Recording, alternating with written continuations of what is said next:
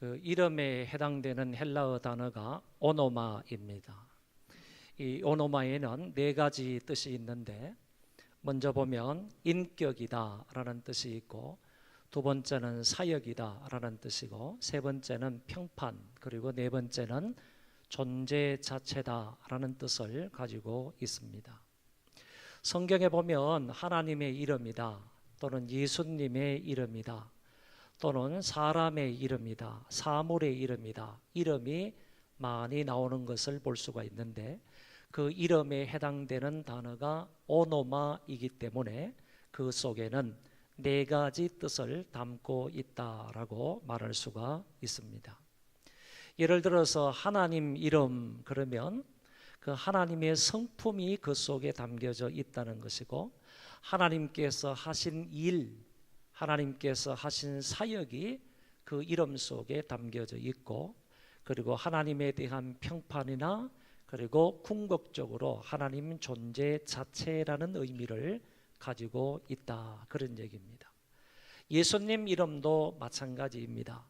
예수님 그러면 그 이름 속에는 예수님의 이성 일인격적인 성품, 신이면서 온전한 인간이시다 라는 그런 의미가 그 이름 속에 포함이 되어 있는 것이고, 예수님께서 이 세상에 오셔서 하신 일, 요약해서 말하면 십자가와 부활, 하신 일이 이름 속에 포함이 되어 있다는 말이고, 그리고 주위 사람들로부터, 그리고 현대 많은 사람들로부터 예수님에 대한 평가, 평판, 이런 의미도 이름 속에 담겨져 있고, 궁극적으로는, 마지막으로는 결국에 예수님이라고 말할 때 그 이름 속에는 예수님 존재 자체라는 의미가 있다, 그런 얘기입니다. 이거는 사람의 이름도 마찬가지고 또 사물의 이름도 마찬가지라고 생각할 수 있습니다. 이처럼 이름에는 대단히 중요한 의미들이 있기 때문에 사람이라면 그 이름에 걸맞게 사는 것이 필요합니다. 저와 여러분들의 이름이 무엇입니까? 그것은 그리스도인입니다. 그렇다면 그리스도인은 그리스도에게 속한 사람이고, 그리스도로 말미암아 사는 사람이고, 그리스도를 위하여 사는 사람이다. 그렇게 살아가는 것이 바로 그 이름에 걸맞게 살아가는 것이다, 이렇게 말할 수 있습니다. 뿐만 아니라 우리의 이름은, 내 이름은 성도입니다. 성도이기 때문에 세상에 더러운 것들과 짝하여서 살아갈 수가 없고, 세상에 구별되어서 세상 사람들과 분리가 되고 구별이 되어서 말하고 행동해야 할 그런 이름을 가지고 있기 때문에 그 이름에 걸맞게 세상 사람들과 구별되게 살아야 하는 것입니다. 하나님의 아들이 이 세상에 태어나실 때 두 가지 이름이 주어졌습니다. 하나의 이름은 예수라는 이름입니다. 예수라는 말은 자기 백성을 그들의 죄에서 구원할 자이다 라는 뜻입니다. 단적으로 말하면 구원자이다, 그런 뜻입니다. 그래서 예수는 구원자이다, 이런 말로 표현할 수가 있겠고, 또 다른 한 가지 이름은 임마누엘입니다. 임마누엘, 보라 처녀가 잉태하여 아들을 낳을 것이요 그 이름을 임마누엘이라 하리라 하셨으니, 이를 번역한즉 하나님이 우리와 함께 계시다 함이라. 하나님이 우리와 함께 계시다는 이름 임마누엘이 그리스도에게 주어졌습니다. 그러므로 하나님의 아들이 이 세상에 오신 것은 우리를 구원하시기 위해서 오셨다, 그리고 우리와 영원토록 함께 하시기 위해서 오셨다라는 것인데, 그 의미를 이름 속에 담겨져 있다, 그런 얘기입니다. 그러므로 우리가 예수라는 그 이름을 부를 때마다 그분은 나의 구원자이시다, 그분은 나와 함께 항상 계신다라는 것을 느껴야 할 줄로 압니다. 그러므로 우리가 강조하여 수백 번 그 이름을 외쳐도 지나치지 않는 이름이 바로 예수 그리스도 그 이름입니다. 예수님의 이름이 우리에게 주는 은혜와 유익이 있는데 오늘 이 시간에는 4가지로 살펴보도록 하겠습니다. 첫째로, 우리는 주의 이름을 부름으로 구원을 받았습니다. 오순절날 성령이 강하게 강림을 하셨을 때 성령의 은사로 말미암아 각 족속에 방언을 말하게 되었습니다. 120명의 성도들이 자기가 배운 적이 없는데도 불구하고 다른 나라의 언어로 유창하게 말을 할 수 있게 된 것입니다. 그런데 주위에 있던 사람들이 그 말을 들어보니까 이게 이상한 게 마치 술 취해 있는 사람들이 흥얼흥얼 중얼중얼대는 것과 같은 언어로 들렸습니다. 그래서 그들이 기독교인들을 조롱하면서 저들이 세술에 취하였다라고 핀잔을 주었습니다. 이때 베드로가 나서서 이 현상은 술 취한 것이 아니라 요엘서 2장에 예언되어 있는 하나님의 말씀의 성취라고 설교를 했습니다. 설교 중 인용한 구약 성경의 마지막 부분이 이렇게 되어 있습니다. 누구든지 주의 이름을 부르는 자마다 구원을 받으리라. 결국에 이 베드로가 그 사람들 앞에서 말하기를 이것은 요엘서 2장에 약속되어 있는 말씀의 성취인데, 크게 보면 하나님께서 모든 사람, 많은 사람들에게 내 신을 부어주겠다. 그 신으로 인하여서 이와 같이 방언하는 역사가 일어나게 될 거다. 그러면서 그 마지막 부분에서 그때가 되면 누구든지 주의 이름을 부름으로 구원을 받게 된다 하는 말씀을 해 주셨다는 것입니다. 바울도 복음을 로마 사람들에게 전파하면서 이렇게 말을 했습니다. 내가 만일 내 입으로 예수를 주로 시인하며 또 하나님께서 그를 죽은 자 가운데서 살리신 것을 내 마음에 믿으면 구원을 받으리라. 사람이 마음으로 믿어 의에 이르고 입으로 시인하여 구원에 이르느니라. 성경에 이르되 누구든지 그를 믿는 자는 부끄러움을 당하지 아니하리라 하니 유대인이나 헬라인이나 차별이 없습니다. 한 분이신 주께서 모든 사람의 주가 되사 그를 부르는 모든 사람에게 부여하시도다. 누구든지 주의 이름을 부르는 자는 구원을 받으리라. 그러니까 바울은 구원의 도리를 분명하게 말하면서 마음으로 믿고 입으로 시인하게 되면 구원을 받는다. 이것은 어느 누구에게나 다 해당되는 말씀이다 라고 하면서 다시 강조하여 말씀하시기를 누구든지 주의 이름을 부르는 자마다 구원을 받게 된다라고 하셨습니다. 바울은 자기의 과거를 회고하면서 다메섹 도상에서 주님을 배웠고 난 후 아나니아라는 사람이 자기에게 찾아와서 이런 말을 했다고 했습니다. 이제는 왜 주저하느냐? 일어나 주의 이름을 불러 세례를 받고 너의 죄를 씻어라. 아나니아는 사도 바울에게, 그 당시는 아니지만 바울에게 찾아와서 이제는 주의 이름을 불러 구원을 받고 세례를 받아라 이렇게 권고를 했다는 겁니다. 야 바울아, 이제 주의 이름을 불러 구원을 받고 세례를 받아서 죄 씻음을 받으라 라고 권고했다는 말입니다. 이처럼 진실되게 주의 이름을 부르는 자는 구원을 받는데, 그러면 주의 이름을 부른다는 말은 무엇을 뜻하는 것입니까? 주의 이름을 부른다는 말은 단순히 나사렛 예수여, 예수 그리스도시여, 다윗의 자손이여 이렇게 그 이름을 부르는 것을 의미하지 않습니다. 이것은 곧 주를 믿는다는 뜻을 가지고 있는 것입니다. 로마서의 말씀에 보면 주의 이름을 부르는 자와 대조시켜서 말하는 것이 믿지 않는 자라는 말입니다. 그렇기 때문에 믿지 않는 자는 주의 이름을 부르지 않는 자라는 말이고, 믿는 자는 주의 이름을 부르는 자라는 뜻이 되는 것입니다. 그렇기 때문에 반대로 주의 이름을 부른다는 것은 무엇을 의미하느냐라고 하면 곧 예수님을 믿는 사람을 가리키는 것이다, 이렇게 해석할 수가 있다는 것입니다. 그러므로 누구든지 제한이 없는 것입니다. 주의 이름을 부르는 자는 구원을 받습니다. 주의 이름을 믿는 사람은 구원을 받는 것입니다. 여러분들은 다 예수 그리스도를 믿는 자들이고 그리스도를 영접한 자들이어서 하나님의 구원을 받아 하나님의 자녀들이 된 줄로 믿습니다. 주의 이름이 우리에게 주는 첫 번째 은혜와 유익이 바로 그 이름을 부름으로 구원을 받는다는 것입니다. 두 번째, 우리는 주의 이름으로 세례를 받았습니다.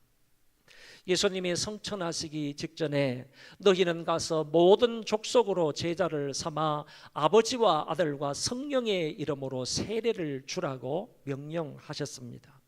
삼위일체 하나님의 이름으로 세례를 주라는 것입니다. 이 명령에 따라 오늘 우리는 누구누구에게 성부와 성자와 성령의 이름으로 세례를 주노라 라고 말하면서 세례를 시행합니다. 세례는 예수 그리스도와의 연합을 말하는 것이고 세례는 하나님의 백성이 되었다는 외적인 표를 말하는 것입니다. 세례를 통하여서 하나님의 백성이 되는 것이 아니라 이미 하나님의 백성이 된 사람을 하나님의 백성이라고 외적으로 인치는 것이 세례다, 그런 얘기입니다. 세례가 구원의 조건은 아니지만 진정한 의미에서 세례를 받았다면 그 사람은 구원을 받은 사람이라고 말할 수 있습니다. 세례는 물의 질이나 양에 따라서 세례의 효력이 일어나는 것이 아닙니다. 어떤 물이든 상관이 없다는 것입니다. 예수님이 세례를 받았다는 요단강물을 떠와서 세례를 주거나 아니면 수돗물을 받아서 세례를 주거나 아니면 또랑에 흐르는 물을 받아서 세례를 주거나 그 물의 질 때문에 세례의 효력이 나타나는 것이 아니다라는 말씀입니다. 또한 물을 많이 받아서 그 물속에 몸을 완전히 잠근다고 해서 세례의 효력이 일어나는 것이고 물을 조금씩 적신다고 해서 세례의 효력이 안 일어나는 것, 그것도 아니더라라는 얘기입니다. 또한 세례를 시행하는 방법에는 여러 가지가 있습니다. 물속에 완전히 잠그는 침수가 있고 그다음에 물을 붓는 주수가 있고 물을 적시는 적수가 있고 물로 이렇게 뿌리는 살수가 있는데 어떤 방법으로 하든지 간에 상관이 없다, 그런 얘기입니다. 그 사람을 물속에 집어넣었다가 빼는 것을 통해서 세례의 효력이 있다, 물의 양 때문에 세례의 효력이 있고 아니면 물을 적게 뿌린다고 해가지고 세례의 효력이 없고 그런 것이 아니더라라는 말입니다. 그리고 시행자의 경건이나 능력에 따라서 세례의 효력이 있고 없고도 아닌 것입니다. 아무리 유명한 그런 목사라 할지라도 교황이라 할지라도 이렇게 훌륭하고 높은 사람들이 세례를 주었으므로 그 세례는 효력이 있고 시골 사람, 시골 목사님이 와가지고 세례를 준다 해서 그 세례는 효력이 없고 그런 것이 아니다라는 얘기입니다. 오직 삼위일체 하나님의 이름 때문에 세례에는 효력이 있는 것입니다. 그러므로 어떤 물로 세례를 주거나 어떤 방식으로 세례를 주거나 비록 미자격자가 세례를 준다 할지라도 삼위일체의 하나님의 이름으로 세례를 받았다고 한다면 그 세례는 영원토록 유효한 것입니다. 그래서 가톨릭의 영세도 인정하는 것이고 침례교의 침례도 인정을 하는 것이고 군에서 받은 진중세례도 인정을 하는 것입니다. 우리는 이렇게 세례를 받아서 교회 공동체의 한 회원이 되었습니다. 교회의 일원이 되었다는 것은 하늘나라 백성의 무리인 성도가 되었다는 말이고 그리스도를 머리로 한 우리 지체들이 되었다는 말이고 더 나아가서 이제부터는 천국의 시민권자가 되었다라는 말입니다. 이것은 돈 주고 되는 일이 아닙니다. 권세로 되는 일도 아닙니다. 세상 그 어떤 지식으로 되는 것이 아닙니다. 오로지 삼위일체 하나님의 이름으로만 된다는 얘기입니다. 여러분, 아무리 많은 돈이 있다 할지라도 아무리 높은 권세가 있다 할지라도 아무리 많은 지식이 있다 할지라도 그것 때문에 하나님 교회 공동체의 한 일원이 되지를 못한다는 거예요. 그런 것들 때문에 하나님 백성이 될 수가 없다는 얘기입니다. 그런 것들 때문에 하늘나라 시민권자가 될 수가 없다는 겁니다. 오로지 예수 그리스도를 믿는 사람들에게 성부와 성자와 성령의 이름으로 세례를 주었을 때 그런 과정을 거친 사람만이 하나님의 자녀가 되는 특권을 누리게 되는 것이고 천국 시민권자가 된다는 말씀입니다. 내 안에 그리스도가 계시고 그 이름이 있다는 것은 세상의 그 어떤 것하고도 바꿀 수 없는 가치와 중요함이 있는 것입니다. 이런 은혜와 복을 받은 사람들이 오늘 이 자리에 앉아 계시는 저와 여러분들입니다. 세 번째, 우리는 그 이름으로 귀신을 쫓아낼 수 있습니다. 시편 44편의 말씀은 고라 자손의 시입니다.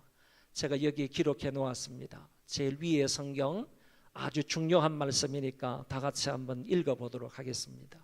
다 보이시죠? 시작. 우리가 주를 의지하여 우리 대적을 누르고 우리를 치러 일어나는 자를 주의 이름으로 밟으리이다. 이거는 원래 두 문장인데요, 하나의 뜻을 가지고 있는 것입니다. 두 문장이라는 것은 우리가 주를 의지하여 우리 대적을 누르고 하라는 것이 한 문장이고, 뒤에 있는 우리를 치러 일어나는 자를 주의 이름으로 밟으리이다, 이거 또 다른 한 문장인데 뜻은 같다, 그런 얘기입니다. 그래서 두 문장을 이렇게 다르게 표현을 함으로 하나님께서 강조 반복하고 있는 말씀으로 이해할 수가 있습니다. 여기에 사용되어 있는 누르다라는 동사가 있는데 이 말은요, 정확하게 말하면 들이박다, 그런 뜻을 가지고 있습니다. 마치 힘센 소가요, 그 뿔로 상대방을 들이받아 가지고 넘어뜨리게 하는 것, 이렇게 사용될 때, 이런 때 사용되는 단어가 누르다, 그런 얘기입니다. 아주 힘센 황소가요, 상대방을 들이받아 가지고 그 소를 넘어뜨리는 것, 이럴 때 사용하는 단어가 누르다, 그런 단어이고요.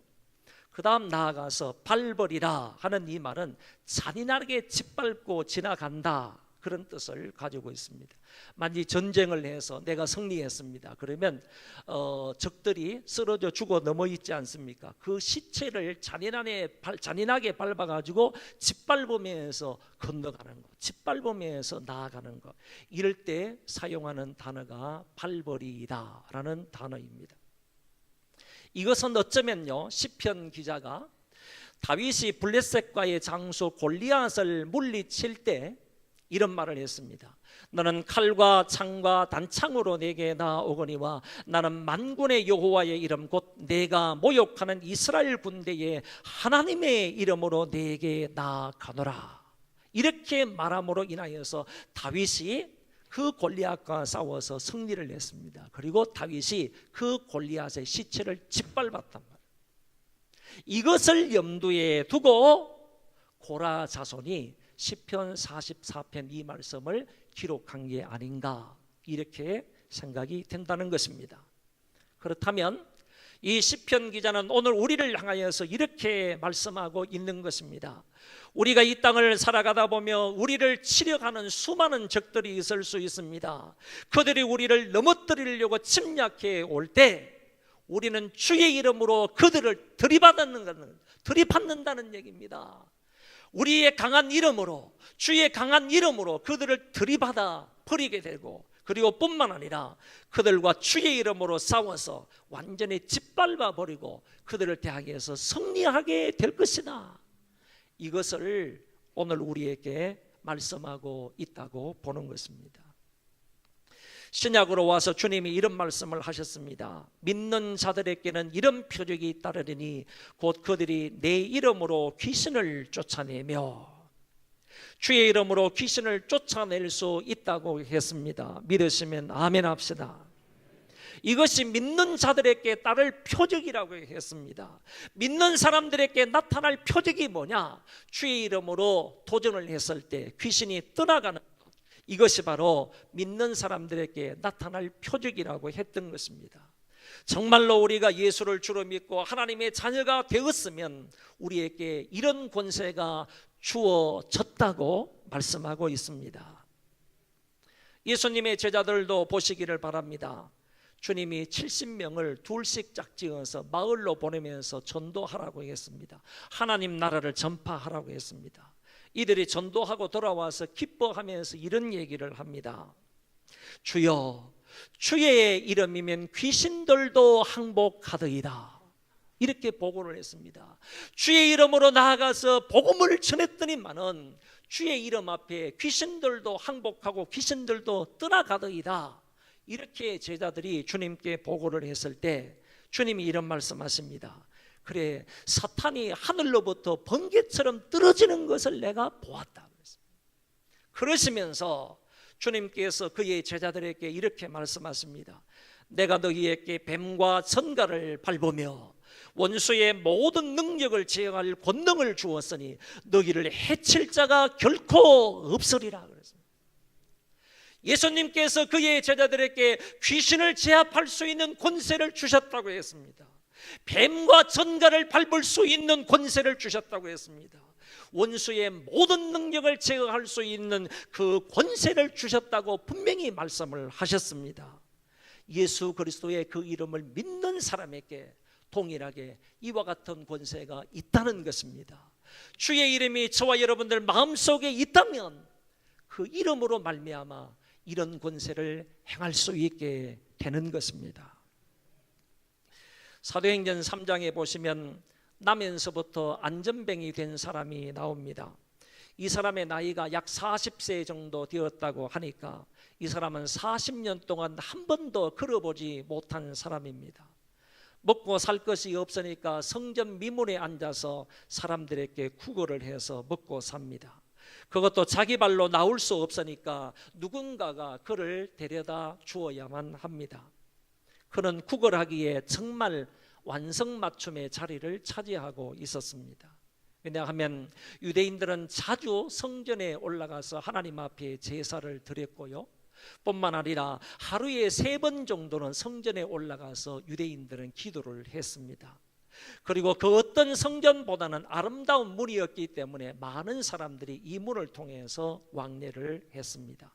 거기에다 성경은 가난한 자를 외면하지 말라, 몸이 불편한 사람들에게 구제하기를 인색하지 말라고 가르치고 있기 때문에 얼마나 좋은 장소를 이 사람이 차지하고 있는지 모릅니다. 그러나 이 안전뱅이는 한 번도 성전에 들어가서 하나님을 예배해 본 적이 없는, 그런 경험이 전혀 없는 영적으로 불쌍한 인생입니다. 어느 날 이 사람 앞에 베드로와 요한이 다가옵니다. 안전뱅이는 평소에 하던 것처럼 한 푼 달라고 했습니다. 사도들이 우리를 보라 그랬더니 한 푼 얻을까 싶어서 이 사람들이 사도들을 쳐다보았습니다. 이때 베드로가 은과 금은 내게 없거니와 내게 있는 이것을 내게 주노니 나사렛 예수 그리스도의 이름으로 일어나 걸어라 그랬습니다. 나에게 지금 은과 금은 없다. 너에게 줄 은과 금은 없다. 네가 바라는 은과 금은 없지만은 내게 있는 것으로 내게 주노니 나사렛 예수 그리스도의 이름으로 일어나 걸어라 말. 베드로에게 있었던 그 나사렛 예수 그리스도의 이름을 그 사람에게 주었습니다.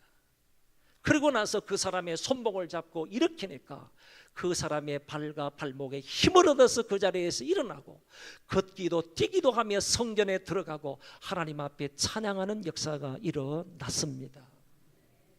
베드로의 능력이 이 사람을 살렸습니까? 베드로의 능력이 이 사람을 일으켰습니까? 은과 금이 이 사람을 일어나게 만들었습니까? 그것이 아니라 예수 그 이름, 그 능력의 이름 때문에 이 사람이 일어나 걷게 된 겁니다. 40평생 동안 가보고 싶었던 그 성전 안으로 들어가서 하나님 앞에 예배하는 자가 될 수가 있었던 것입니다. 희망과 소망이 생긴 사람이 된 것입니다. 그렇게 될 수 있었던 것은 나사렛 예수 그 이름 때문입니다. 대단한 이름 아닙니까? 그 능력의 이름 아닙니까? 우리의 피난처와 방패가 되시는 그 이름 아닙니까? 더러운 귀신을 쫓아낼 수 있는 이름 아닙니까? 병자를 일으킬 수 있는 권세 있는 그 이름이지 않습니까? 그 이름으로 우리의 대적들을 누리고 짓밟으며 삶에 승리할 수 있기를 바랍니다. 마지막 네 번째는 우리는 그 이름으로 아버지 하나님께 기도를 합니다. 제가 개인적으로 본문의 말씀을 읽을 때마다 가슴이 뭉클합니다. 너무너무 은혜스럽고 감격스러운 말씀입니다. 요한복음 16장 23절 24절 제가 친절하게 써놓았습니다. 다 같이 주의해서 한번 읽어봅시다. 그날에는 시작. 그날에는 내가 진실로 진실로 너희에게 이르노니 너희가 무엇이든지 아버지께 구하는 것을 내 이름으로 주시리라. 지금까지는 너희가 내 이름으로 아무것도 구하지 아니하였으나 구하라 그리하면 받으리니 너희 기쁨이 충만하리라. 할렐루야. 구약시대 사람들도 하나님 앞에 기도를 드렸습니다. 그렇지만 예수 이름으로 기도하지는 못했습니다. 신약이 되어서 믿는 사람들은 누구든지 다 예수님의 이름으로 하나님 앞에 기도하게 되었습니다. 유일한 중보자가 되시는 그 예수님의 이름으로, 하나님과 인간 사이의 유일한 중보자가 되시는 그 그리스도의 이름으로 하나님 아버지께 나아갈 수 있게 된 것입니다. 여러분, 이것은 인생이 누릴 수 있는 최고 최대의 은혜이고 복이라는 사실을 믿으시기 바랍니다. 여러분, 우리가 누릴 수 있는 이 땅에서 최고의 복이 무엇인 줄 아세요? 최대의 복과 최대의 은혜가 무엇인 줄 아십니까? 그것은요, 나사렛 예수 그리스도의 이름으로 하나님의 은혜의 보좌 앞에 나아갈 수 있게 된 것입니다. 이거는 그 어떤 권력자도 할 수가 없어요. 아무리 돈 많은 사람도 이것을 살 수가 없어요. 할 수가 없는 겁니다. 아무리 지식이 많다 할지라도 이 일을 할 수가 없습니다. 단지 예수 그리스도를 믿고 구원함을 받아서 그리스도의 이름으로 세례를 받은 우리들만 그 이름으로 하나님의 은혜의 보좌 앞에 나아갈 수 있게 되었다는 것입니다. 이것이 인생이 누릴 수 있는 최고 최대의 은혜이고 복이라는 사실을 여러분들은 확신할 수 있기를 바랍니다. 우리가 기도할 때 기도 말미에 예수님의 이름으로 기도합니다. In Jesus name 이렇게 기도를 합니다.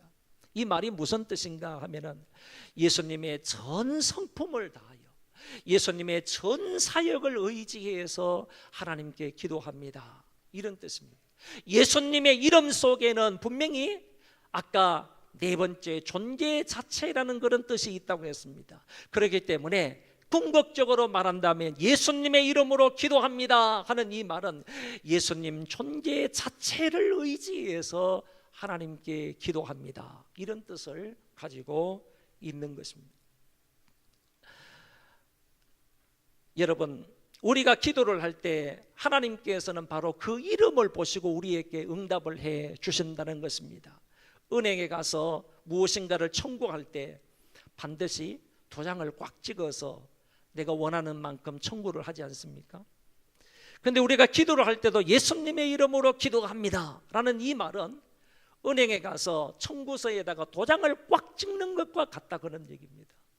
도장을 꽉 찍어서 우리의 청구대로 하나님 앞에 하려면 하나님께서 그것을 보시고 응답해 주시는데 누구 이름을 보시느냐 하면은 예수 그리스도의 그 이름을 보신다는 거예요.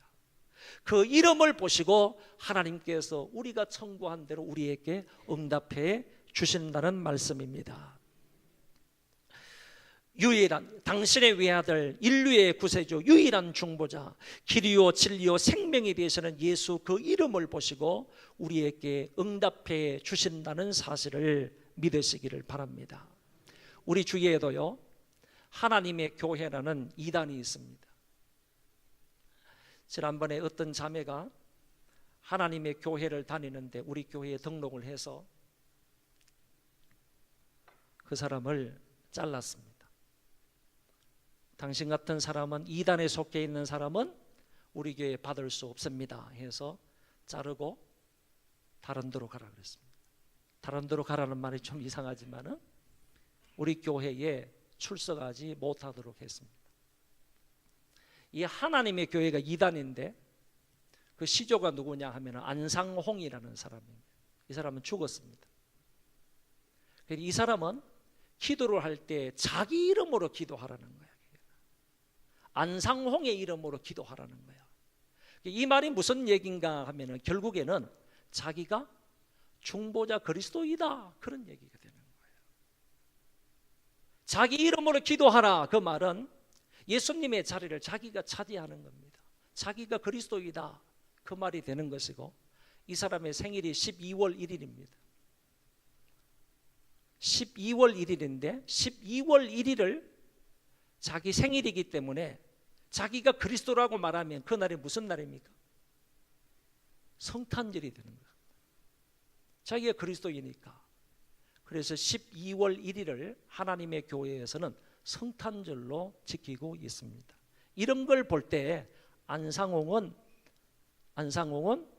그리스도이다라고 말하므로 더 이상 따져보지 않아도 그 사람은 이단이다라고 말할 수가 있는 것입니다. 여러분은 예수님의 이름으로 하나님 앞에 자주 진지하게 나아가서 기도함으로 은혜와 응답을 많이 받을 수 있기를 바랍니다. 이것은 우리만이 누릴 수 있는 특권입니다. 특권을 많이 사용하시고 그 특권을 누리시기를 바랍니다. 성경은 그 이름을 따라서 기도할 때, 그 이름으로 기도할 때 하나님께서 우리에게 은혜와 유익을 주신다고 분명히 약속하셨습니다. 여기 나와 있는 성경 보시기 바랍니다.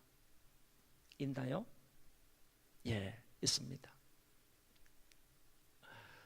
요한복음 15장 16절 한번 읽어봅시다. 시작.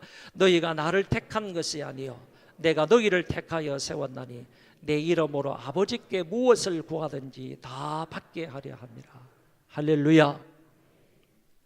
우리가 하나님을 택한 게 아니라 하나님께서 우리를 택하여 세우셨는데, 왜 하나님이 우리를 택하여서 당신의 자녀가 되게 하셨느냐라고 하면 그리스도의 이름으로 하나님 앞에 구할 때에 그 모든 것을 구하는 대로 다 받게 하려 함이라고 했던 거예요. 하나님이 나를 당신의 자녀로 삼아주신 것은 여기 있는 말, 내 이름으로 아버지께 무엇을 구하든지 다 받게 하려 함이라. 이것을 이유로, 이것을 목적으로 하나님께서 우리를 당신의 자녀로 선택하셨다고 말씀하고 있습니다.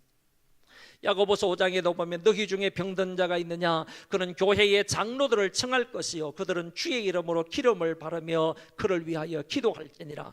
기름의 기도는 병든 자를 구원하리니 주께 해서 그를 일으키시리라 그랬습니다. 여러분, 이 약속의 말씀을 굳게 붙들고 예수님의 이름으로 기도하여 응답받고 고침을 받고 회복되는 역사가 있기를 바랍니다. 한번 따라하겠습니다. 예수 이름을 부름으로 구원을 받았습니다. 예수 이름으로 세례를 받았습니다. 예수 이름으로 귀신을 쫓아낼 수 있습니다. 예수 이름으로 하나님께 기도할 수 있습니다. 이것이 그 이름이 우리에게 주는 은혜고 그 이름이 우리에게 주는 유익들입니다. 여러분, 그 이름에 의지해서, 그 이름의 능력을 의지해서 예수 이름으로 날마다 승리하며 인생을 살아갈 수 있기를 바랍니다.